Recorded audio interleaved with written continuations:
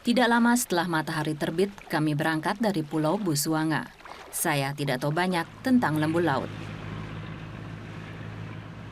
Tapi Renante Ramilo dan Archie Espinosa berjanji untuk menjelaskan semua hal tentang kehidupan hewan tersebut.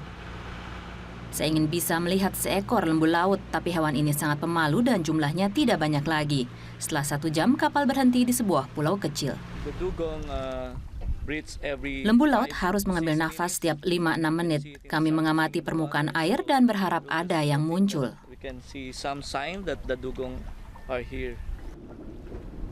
Tapi tidak ada yang terjadi. Padahal di sini tempat mereka biasa mencari makan.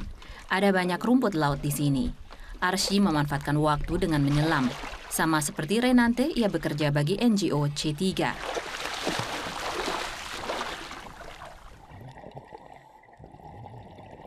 Rumput laut yang dimakan lembu laut ukurannya sangat kecil, hampir tidak terlihat. Hewan mengambilnya dari dasar laut. Setiap harinya mereka menyantap hingga 25 kg rumput laut. Rekaman ini dibuat oleh sekolah penyelam lokal.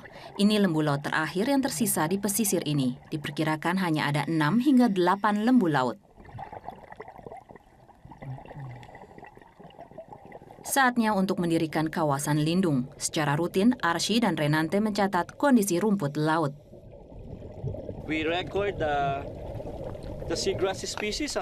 Kami mendata spesies rumput laut dengan segmen tiap 1 meter persegi.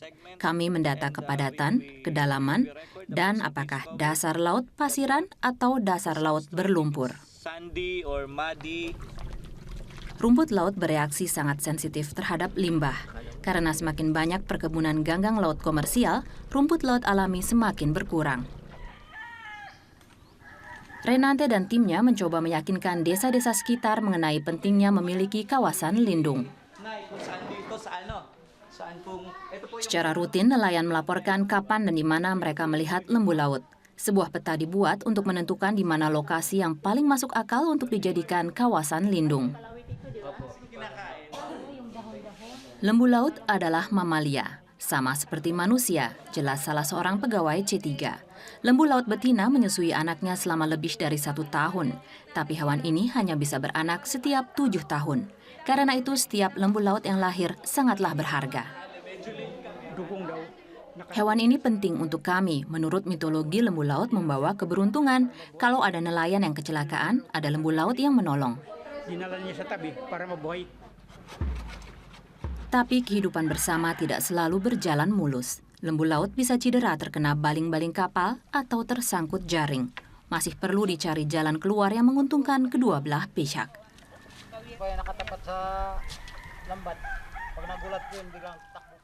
Melindungi lembu laut tidak akan pernah berhasil tanpa melibatkan penduduk yang hidup di sekitar kawasan lindung. Tantangan ini dihadapi oleh aktivis lingkungan di Filipina. Bagaimana kiat mengajak penduduk untuk mau ikut melindungi satwa pemalu itu? Simak laporan berikut.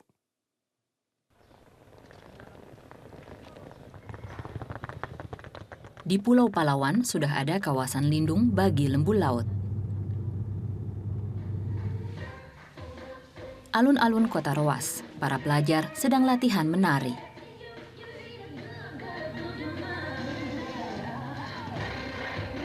Poster di belakangnya penuh dengan motif perlindungan lingkungan.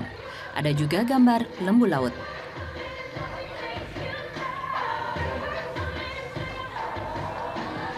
Tidak jauh dari sana ada kantor yang berurusan dengan pembangunan berkelanjutan. Christina Dalusung bekerja di sini. Kawasan lindungnya kini dianggap sebagai percontohan untuk wilayah tersebut.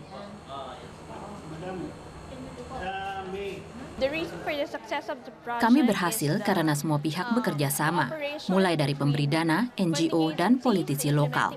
Ini sangat penting, khususnya dalam meyakinkan warga untuk bersikap sesuai dengan yang kami inginkan. In communicating to the people the behavior we would want them to have. Bagaimana cara membuat warga tertarik dengan perlindungan alam? Christina ingin menunjukkannya. Pos penjagaan ini baru dibangun.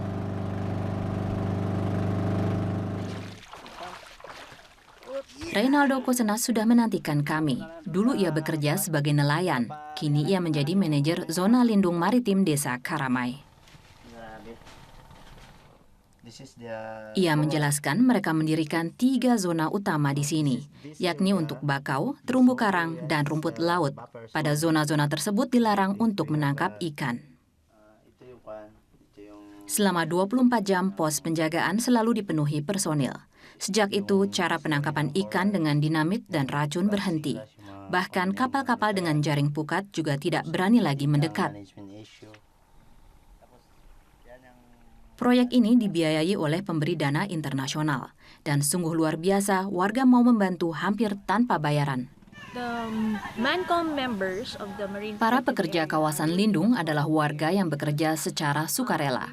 Komunitas harus turut merasa memiliki wilayah perlindungan kelautan ini. Pada awalnya mereka harus merasa terinspirasi. Ini demi perbaikan kondisi hidup di desa mereka sendiri.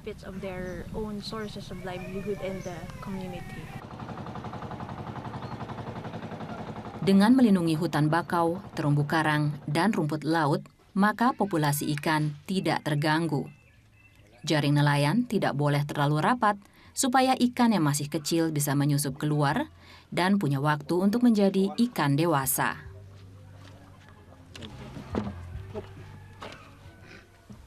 Begitu juga dengan lembu laut, kondisinya juga membaik. Tempat mereka mencari makan kini terlindungi. Pulau Palawan patut jadi percontohan. Di sini politisi, NGO, dan warga setempat berhasil bekerja sama dengan baik.